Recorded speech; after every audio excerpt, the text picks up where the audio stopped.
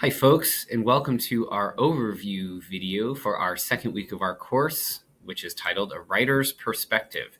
As you can see, this video, which will be right here on your page, isn't there yet because I'm recording it.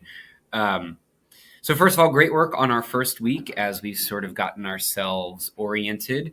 You're going to find, I hope, that most of the remainder of our course follows some much more simple rhythms in terms of what kinds of things there are to do by what days.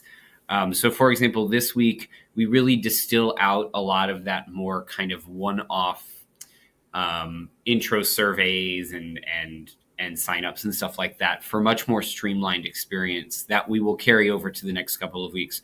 So what does make week 2 a little different is we have 2 journals. I'll get to that in a second. But other than those 2 things, we have some reading and discussing as we have done throughout week 1. So I'm just going to run you through what you're going to be doing this week really quickly. So our second week's reading and discussion assignment tackles really a couple of different things. So we're going to be thinking about 2 different concepts. One is what it means to read as a writer. So there's a number of readings here, and as you can see in the instructions, you'll meet our requirements if you read 3 pieces from each of these areas, okay? So the first set is ways of thinking about what it means to read from the perspective of being a writer. And then the second set, which again, if you read 3 of these, you'll be all set to go, are about some of the questions and distinctions between different kinds of writing. I will say some of these focus primarily on fiction, so my apologies to those of you that are writing in other forms primarily, but I still think are good questions to engage with. I'm going to say this. I expect to see people disagree with a number of the things said in some of these readings, so do not be afraid to raise dissent with the concepts in your discussion boards. And don't be afraid to disagree with one another, but please, as I don't think I need to say this, but I'm going to say it, just be respectful about it, right? We are here to exchange ideas and to not necessarily all see writing and reading in the same ways, but we can certainly share that dissent in respectful, kind ways. We're all here to learn and to think about the world more thoroughly. So as long as that's the perspective you're coming from, no problemo. There are 5 videos here for you to watch about various things related to reading like a writer and thinking about genre, so give each of those a look. And then there are also a number of readings from an exemplary perspective.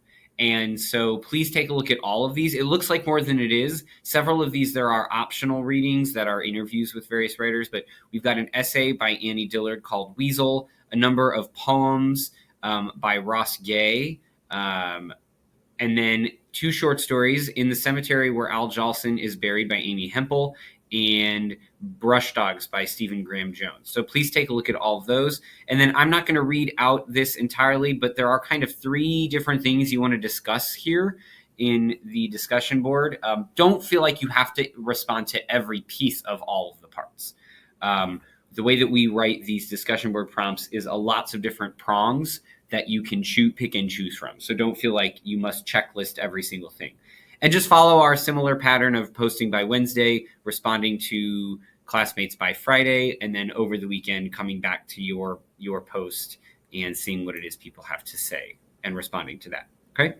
And then there are, like I said, 2 journals. So the first is what we call a lineage tree journal. So this is just sort of a relatively quick exercise for you to try to put into some visual format the writers that you think are your influences and the things that have influenced you. I will again let you kind of read this, but I just want you to know that you can make this look however you want.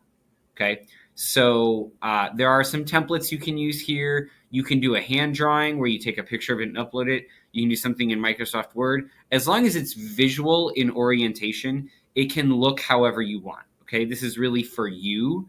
So the structure is entirely up to you.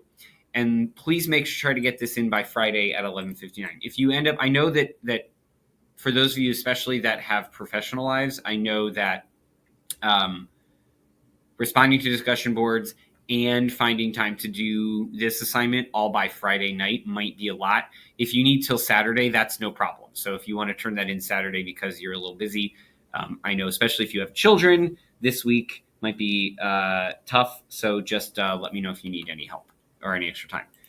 And then the third thing is our regular writing journal. Again, I'm not going to read through everything here, but basically what you want to do is you're going to write a creative piece of some sort based using one of our readings. And here's kind of a list of ways to think through that as an inspiration. So you're going to kind of take either content or style or voice or something from one of those pieces and use it to start writing something relatively short that can serve as the seed of your workshop. And just please make note that after you've done the creative part, it would be nice to get a couple of sentences just sort of meta reflecting on what you did.